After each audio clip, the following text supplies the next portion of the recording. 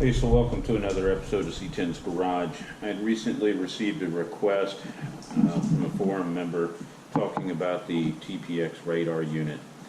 And he knew that I'd already really liked the unit, but some people are out there basically talking about how much better the Valentine is and how much better the Escort is, and that the TPX is old dinosaur technology and stuff like that.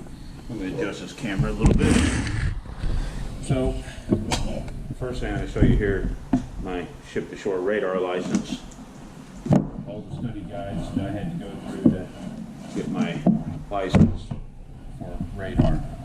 So this is a wonderful and outstanding unit. The Escort and the Valentines are also wonderful, outstanding units for what we use them for.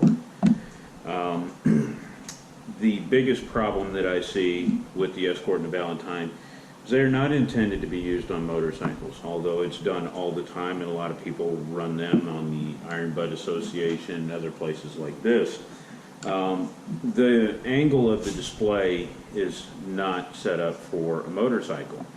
This display is angle and anti-glare, so that's really nice. You actually get a bar graph that tells you how strong the signal is.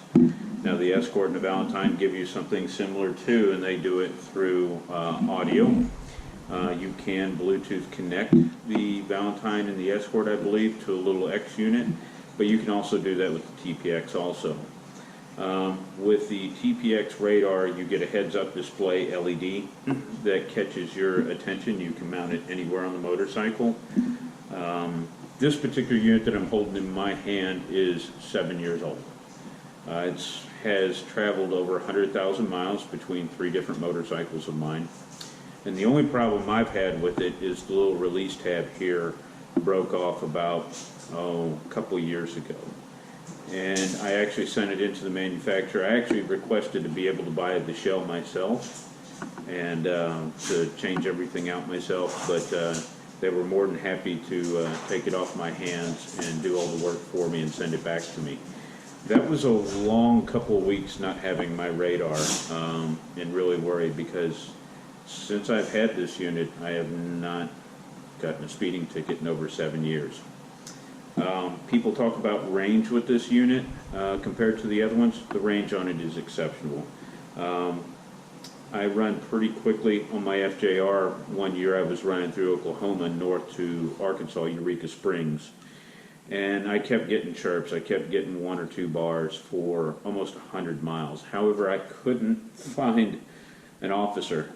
I finally stopped for fuel in a little town in North Oklahoma, and I just pulled up to the pump, and I was stopped for about, continuing on, I was stopped at the pump for about a minute, when all of a sudden a Oklahoma State Trooper comes up from behind me and drives right on past. The radar unit had been picking him up.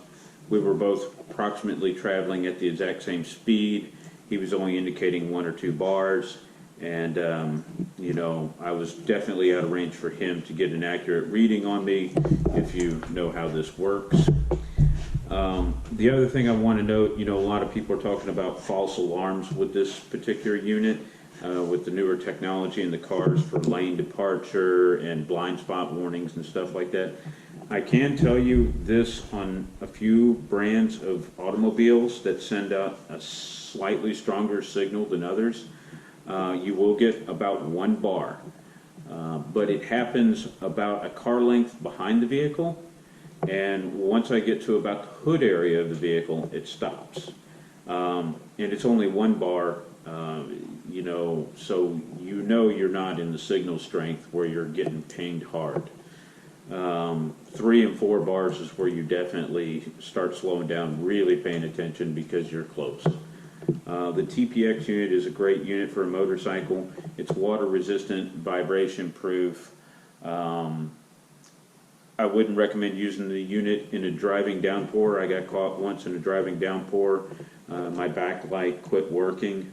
The unit itself continued to work for 5 more years, and when I did send this in for the case replacement, they went ahead and fixed my backlight for me for nothing.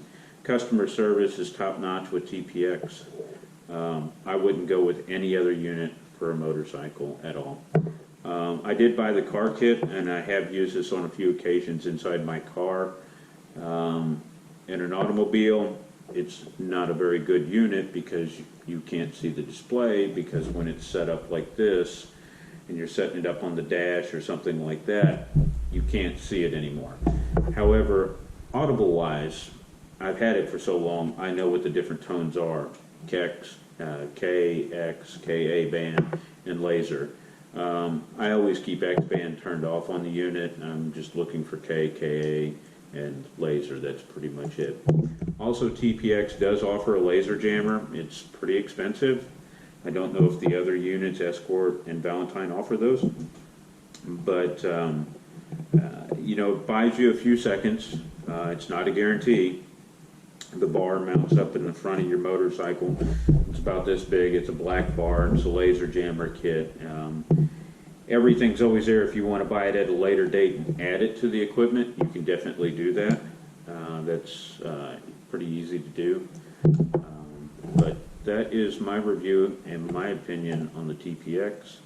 I hope this helps you out, and that you choose wisely. Have a good day.